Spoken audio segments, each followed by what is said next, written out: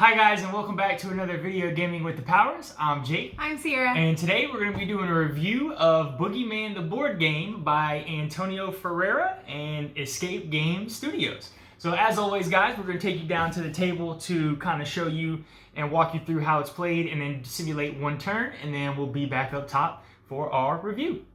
Alright guys, so we're down here at the table. We have everything set up for a two-player game. And basically how that works is you'll have 9 decks separated out and shuffled of different things. So you have your light card deck, your dark card deck, the event deck, the trouble deck, your objective deck. Also off to the side of the screen is the mission deck. And then over here you have your search card deck, the babysitter deck, the boogeyman deck, and the nightmare deck. So basically the objective of Boogeyman, guys, is you are trying to survive the night. And the goal is you will be dealt a mission card at the beginning of the game. And so, for example, I'll just take this one as an example. So it says you need to find the 2 mission tokens and get the babysitter stress token to the front door before you can start the finale. So basically, this is our mission. Before we can start the finale, we have to complete this mission. So in order to complete the mission, guys, you need to find the 2 mission tokens, which they will look like this. So it's going to be a blue piece of mail. There's one more token scattered around the board here. Once you collect both those and complete the objective, so this one will say, get the babysitter stress token to the front door. So that means it has to go all the way along the track to right here. Once that objective is complete, you can then start the finale, okay? How to start the finale is you are looking for objective tokens. So there are 3 green tokens hidden amongst all these tokens in the rooms. Once you have those 3, you will then draw a random room token, and that's where the finale will take place. You have to go to that room. So for example, I drew door number 6. So the finale token, which is the whistle, will be placed in door number 6, and now you must get to room number 6 with the finale tokens in order to start the finale. That is the premise of the game. And then once you start the finale, you will have a book of endings right here that you will then again randomly draw a room token, and it will tell you what page to open up. So trying to spoil as little as I can, if you see in the top right hand corner, each of these scenarios have a number, and they will tell you which end scenario you are going to play. So how does the game flow and how does the game work? On your turn, you can do 3 actions total, and out of those actions, you can do 2 things. And those things are basically move or search. So movement is simple, guys. The mansion or the board here is divided by black lines. These means you cannot move through them. All of these different numbers like A, B, C, letters, those indicate doors to where you can move. So for example, I started here in room 8. Part of the setup is you will randomly draw a room token, and that is where you will start. You will do that for both the players and the babysitter. The boogeyman is set off to the side. If I wanted to move 1 space, it's as simple as moving from one room to the next. So I would move through this door here, and now I'm in room 7. That is considered 1 action, so I have 2 more actions left, okay? If I wanted to keep moving, I would move through this door here, through B, that's 2 actions, and then I would move through this door into this hallway right here. The hallway is considered a space, and that would be my 3 actions, okay? The other thing I can do if I'm in a room, I can search. So in order to get to the tokens underneath the light switch, you have to flip the light switch. So that requires an action. So spend 1 action to flip the light switch. The light switch token gets moved off the board. You will then draw a light switch token, which will require, you will read the card, and it will require you to most likely roll a dice or maybe draw a babysitter card. For example, we'll just do this one real quick. Yep, so this is gonna have me roll a dice. Depending on what I roll, I'll go ahead and read its effect, okay? That is the light switch. All light switches have to be removed first before you can search, and then, you know, I can spend my search token. So let's say I want to flip this over. So there are 2 types of search tokens and what they'll do. The first one is called a noise token. So this has the number 2 on it. What this means is a noise level of 2. The babysitter, wherever she is at, will move 2 spaces towards you or towards that noise. So the babysitter is here in room number 3. So I'll take her and she'll move 1 space out into this hallway again. And then she'll move 2 into this large hallway right here. So that would be her 2 moves, okay? Anytime you flip over a search token that has a noise, you will then get to draw a search card from the search deck, okay? These cards are items or other things that will help you. Sometimes there are search cards that will require you to draw a babysitter card or a boogeyman card, okay? So for example, I get a geode, so that's an item, and this will allow me to ignore the effects of a trouble card, okay? So that is one type of search token. These tokens, the numbered noises go up to 3. So there's a 1, there's a 2, and there's a 3, and you would just move the babysitter towards you with that. So for example, there's a 3. There's a 3 token there, so she would move towards me 3. So the second type of search token you'll encounter is a dice. What this means is you will roll the dice, and whatever number you roll, that is how many spaces the babysitter will advance towards that noise. So let's say I was in that room and I revealed the dice token in room 24. I roll a 5. The babysitter would advance 5 spaces to room 24. So this would be 1, 2, 3, 4. And if I was in this room, she would go ahead. Let's say Sierra's in that room. The babysitter will end her turn in the room with the child, and now an encounter will occur. What will happen is that child will then encounter the babysitter. So they will draw a babysitter card. They will read the card. Again, it's going to require you to roll the dice, and depending on what you roll, it will have effects. And then if you can see here, there's a track here for the babysitter and a track here for the boogeyman. You will advance this 1 space, okay? Every time you encounter the babysitter and boogeyman, you will advance this little track 1 space. Once either the boogeyman or the babysitter reach the end of the track, they will just stay there and you will not advance that track anymore. If both the boogeyman and the babysitter happen to advance to the end of this track, the game is immediately over and you will lose because the boogeyman has taken over the babysitter completely. I think that's the interaction with the babysitter. That's really what she does.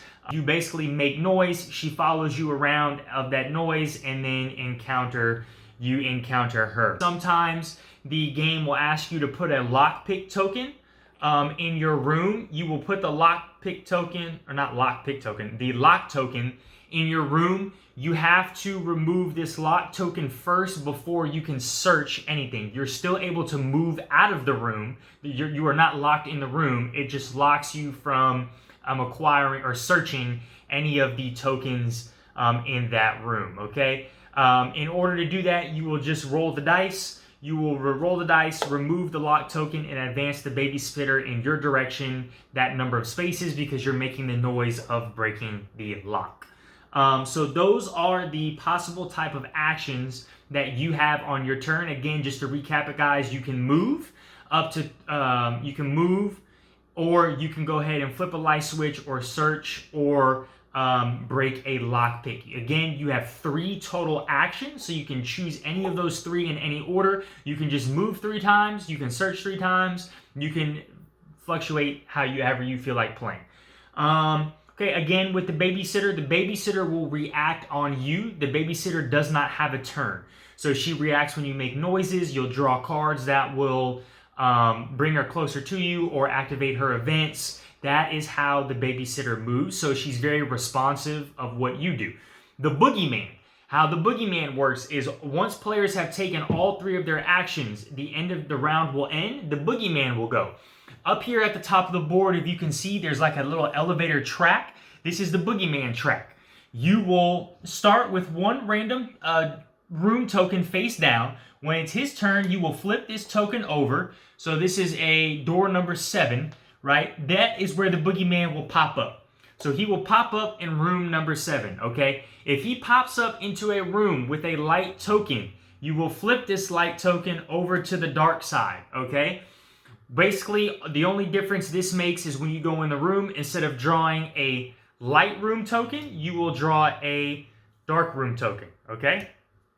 And then if there's any type of if there is a player in that room, you will then encounter the boogeyman. It's the same premise as the babysitter. You will draw a card, and then you will advance the boogeyman up one track. One quick thing I forgot to mention, on the tracks, you'll see little iconography here for a Friday the 13th card. When either the boogeyman or the babysitter pass on any or land on one of these markers that has this 13th card next to it, this is the trouble card. You will activate the trouble card and you will read it.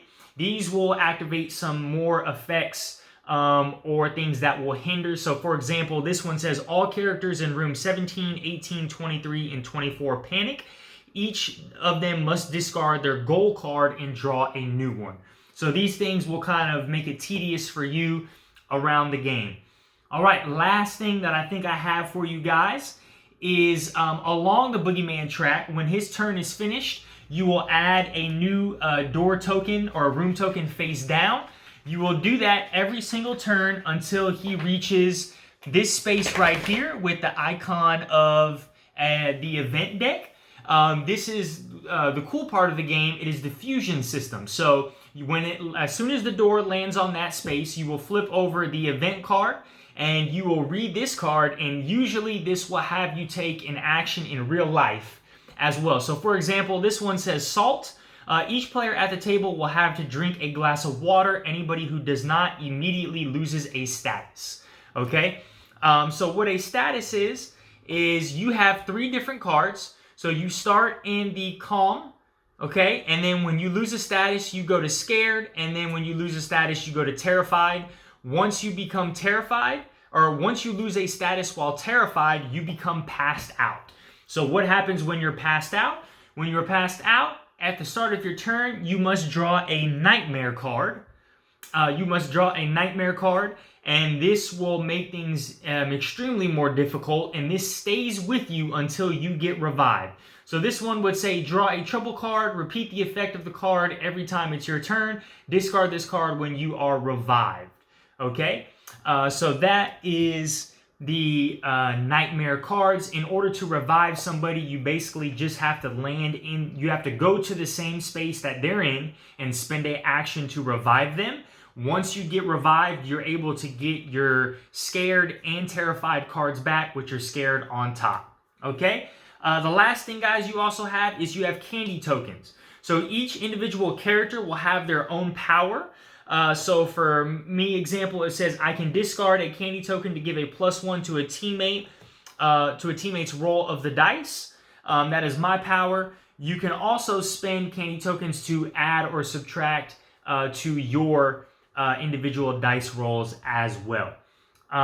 Okay, guys, so that is pretty much the game in totality. It's basically going to be you taking turns, you're searching, you're flipping over cards from decks, and you're hoping that you can survive and making it to the finale, and then making it to the Book of Endings, and then seeing if you could survive the Book of Endings. Okay, guys, so we're going to take you through one full turn real quick of how everything would be set up. So I'm just going to set that up here. All right, so let's just say I'm the first player. I start in room number 8. I'm going to flip these over, okay? Oh, real quick also, there's 2 rooms on here that are blocked off. Room number 20 and room number 5. In order to get to room number 5, you need the skeleton key token, which is amongst all of these here. And then to get to room 20, you need to find the trapdoor token. That will allow you to get to room 20. But let's go ahead and start. So I think I'm going to spend one of my action points to move to room number 7 here. I'm going to go ahead and flip the light switch, which will draw this card. So it says the washing machine. I will go ahead and roll my dice, which is a roll of 5. And when I do that, I get to receive a candy token. Excuse me, I'm already at my max of 3, so I cannot gain any more tokens. So then I will use my last action to find a mission token. All right, so I grabbed a mission token, and that is the end of my turn. So moving on to Sierra. Okay, I'll just stay in the room I'm at. I'll do the light switch token. All right. Which is the babysitter. Jennifer is on your trail. So I'm gonna roll my dice, see what happens. A 6, you get away and I get +1 candy. Well, we had really good rolls to start. Most of the time it's not like that. I'm at my max candy as well. So, oh, I found the trap door. So that stays in this room. And now I can actually take it and move to room 20 if I wanted, but I'm gonna search the last token and it's the die roll. So, ooh, and I have Jennifer right next to me. Oh, and 3. So she's moving to me, and then there is a interaction with the babysitter. So her stress level goes up 1. I draw the babysitter card, which is here's Jenny, and roll to see what happens. 6 +1 candy. Wow, we're having great rolls. I wish we could do this in actual playthrough. Yeah. So that's a good ending to that. That ends my turn, Jennifer turn, and now Boogeyman. Yep, and then so I'll flip the card over. So 25. So he'll pop up in room 25. He'll flip the light switch off. Now that room is considered dark, and I would add another token. All right, guys. Actually, I was going to say one thing to note is now that Jennifer is in my room, next turn I have to move out of that room. I can't stay in a room or move into a room with the babysitter or the boogeyman. Otherwise, you immediately have an interaction with them. So if for some reason she was here and at my next turn I wanted to move into her room, my turn would immediately end and I'd have an interaction with her. It's one thing to keep in mind as you're playing. Okay, guys, so that is everything. I hope you enjoyed the walkthrough. We'll see you up top for the review. All right, guys, so I hope that was a very lengthy walkthrough, but there's a lot of components and steps to the game, so we just want to make sure you guys understand it. We do have a live playthrough. I'll go ahead and put it right up here somewhere. You guys can check out a playthrough part 1 and part 2. Definitely check that out to see how the game actually flows and functions. But let's go ahead and jump right into it. As always, remember, guys, these are our opinions, and this is not a paid sponsor, or this is not a paid review at all. This is just basically our opinions and what we think about the game. So let's start off with theme. I'm gonna go ahead and give this theme an A here. I like the premise of, it's got a cool 80s vibe, that there's some cool pop culture reference to it with some of the cards, and the theme of you being a little kid trying to escape the boogeyman, but also your babysitter, because you don't know if your babysitter is scary or she's working with the boogeyman or whatever. So it kind of takes you back to when you were kind of a little kid, and it's that cool survival horror game. Again, I believe we've said this on our boxing video. We have Antonio's other game, Tales of Evil, and what's cool is these characters are a younger version of themselves in this game compared to Tales of Evil. In Tales of Evil, they're grown up. And so this is cool to see these characters when they're little kids. So A for me for theme. Yeah, I gave it an A+. I think the theme is great. It's little kids and their 2 biggest fears. The boogeyman, the dark for part of it a lot of times, and the babysitter. Kids have crazy imaginations. They come up with whatever they think is going on to scare themselves sometimes. And I just love the kind of the theme of it, how it goes about playing wise, the 80s kind of pop culture references. And I think the theme is the best part of the game for sure. Yep. All right, cool. Moving on to components. So I went ahead and gave components a B+ here. I think everything, all of the components in this game are not great, but they're not terrible as well. They're just kind of somewhere in between, but there's some cooler parts to it. So, all of your search tokens and light tokens are cardboard. All of your door tokens are cardboard. All of your cards are just generic, the same feel as like a 52 card playing deck. The game does come with miniatures, as well as standees. So I'll pull a few miniatures out here. I'll actually show y'all the box. The box insert is very nice.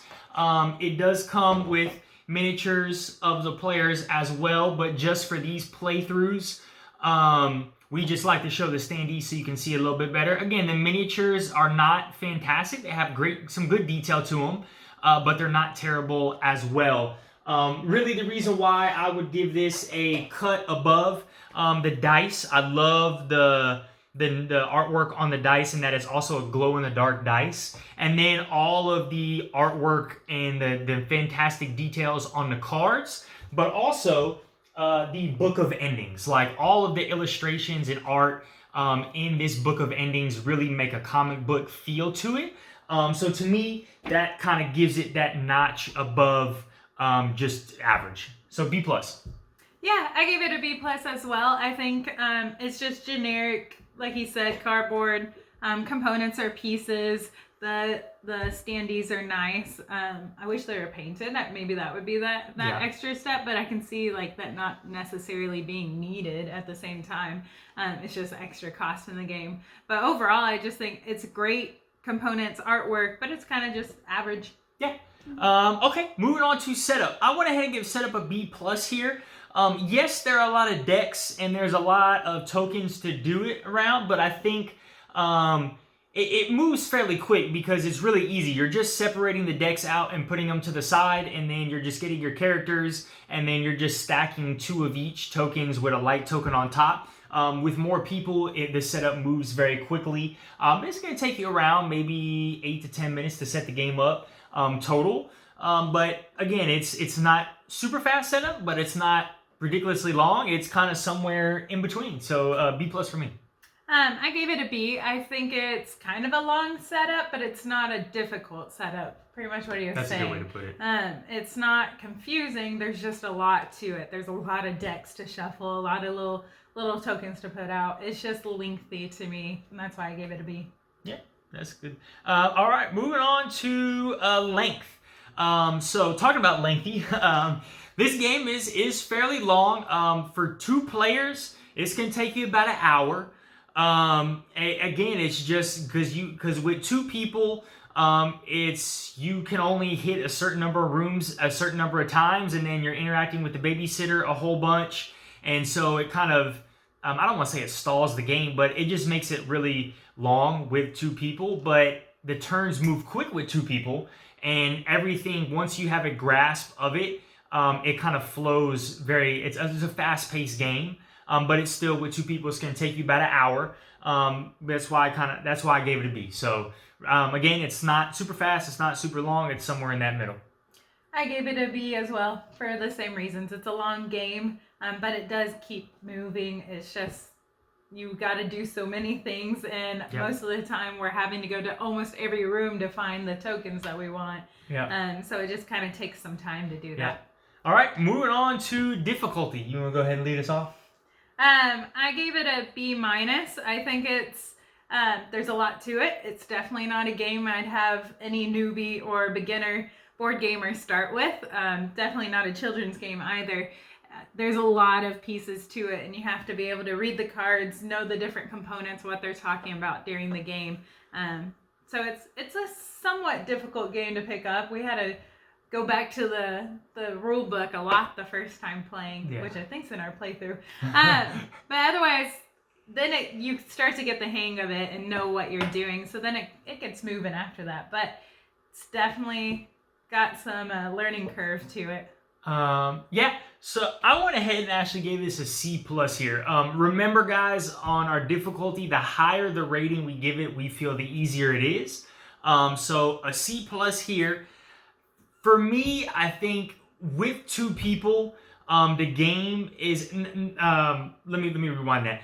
Like Sierra said, the way the game flows and how the moving parts are, it's not super complicated, but it'll take you a while to grasp it. For me, it's really just the actual gameplay. With 2 people, the game can snowball on you very, very quickly. Like, if you don't get lucky, if you're rolling, a lot of the times on the cards, if you roll like a 1 through a 3, you're going to lose a status. And so if you're not getting good rolls with 2 players, again, you can only hit a certain number of rooms at a time. The game can snowball on you very quickly, and it can get out of hand, and then you just get demolished. Yeah, so you're kind of saying like it can be a difficult game to win. Yes. You're not very often going to win it. Yes, so for me, that's why I'm saying like that's primarily my rating is for 2 people playing this game. It's going to be very hard to win. That can be frustrating sometimes. The also part is the book of endings. So let's say you happen to make it to the finale.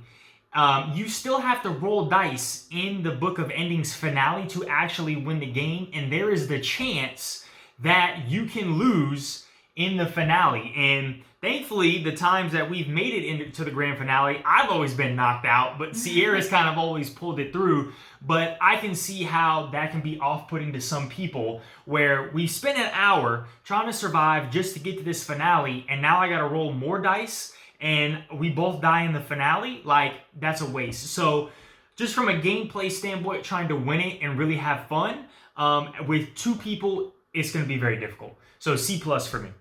Okay, replayability.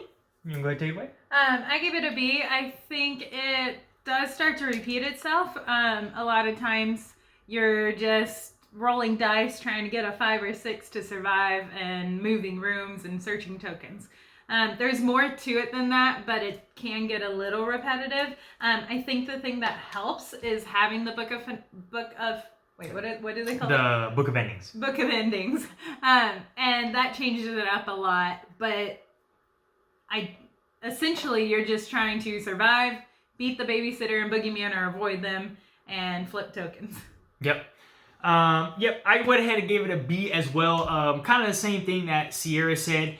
After you play through, because the game is taking you a long time, you're going to encounter the babysitter a lot. And you're going to be flipping over a lot of these light tokens. You're going to run through all the cards in the deck in probably about 2 playthroughs, if not 1. And so you're going to see a lot of the same cards, and so you're going to know what they do. And like all of these search tokens are the same, and so they all get put on the deck. So the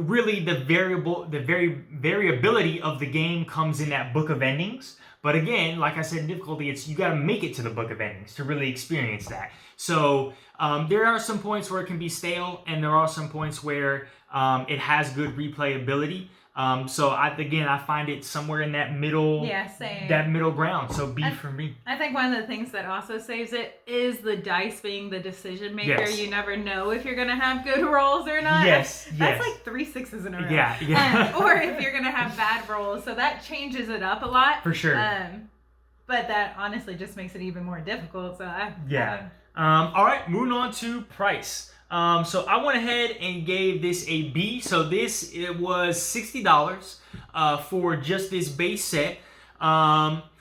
Again, like kind of with everything, like I think this is the theme of my ratings and my opinions on this game. It's not great, it's not bad, it's just somewhere in the middle. I think this is what you would expect from a game that's around $60. Again, they do have miniatures, which is always good. You have the little pocket of miniatures right there, which is great, and you get the standees. But it's just in the middle for me. It's just average. Yeah, I think 60 is a fair price for it. I put a B as well. Generally, I don't go for $60 games in general, but I also don't go for this lengthy and this much components involved games. So I think it's pretty acceptable. Yeah, I guess to cost $60 with this much. What am I trying to say? This much components. This much involvement. So. All right, moving on to overall ratings. All right, Siri, you want to start us off? Sure. Overall, I gave it a B, kind of what we've been going through. I think it's a good game. I think it's a little long for my liking, but I love dice rolling games in general and how that changes the game depending on how you roll. So yeah, I gave it a B. All right, I gave it a B as well. I think for me, in the totality of things, I would say I think this is going to be a very niche game for certain people. I think if you like the theme and this theme appeals to you and you don't mind the randomness of the game where the luckiness almost of the dice rolls and pulling random cards, and you like this 80 pop culture theme where you're trying to survive, I think you'll enjoy this game. I think this will be a game you want to have in your collection. But if you're not really into the theme and you really don't like everything being decided on the roll of a dice, I don't think really this is going to be the game for you. Yeah. For me, again, it's somewhere in that middle space. Like, this is not a game that I view as excellent or great, but this is also not a game that I view that's bad. Like, it's going to be that niche of when we have a lot of time, like, hey, we haven't played Boogeyman in a while, let's go ahead and bust that out, and that's kind of where it's gonna sit. I'm sure every October we'll play it. Yeah. And I do think this would be a fun one to bring out with friends. Yes. Especially if we're having like a horror theme night or game night or something like that. Yep. It's definitely like theme is, I think, above and beyond. It's great for what thematically they're trying to do. But yes, it is a very niche style game. Yes. So, and like what Sierra said, I think this is geared more towards, I would say like maybe 4 or 5 players. At 2, that's kind of where it's at, that really niche of if you just play with 2, it's going to be real nichey and really up to you. But yeah, so B for me, B for her. Mm-hmm. All right, guys. Hope you liked what you heard and kind of got a take of our opinions and tastes of the game. As always, please like, comment, and subscribe to our channel so we can keep bringing you more awesome content. That's all I got for him. Don't let the Boogeyman bite. Don't let the Boogeyman get you. All right, guys. Y'all have a great one and be great. Bye. Bye.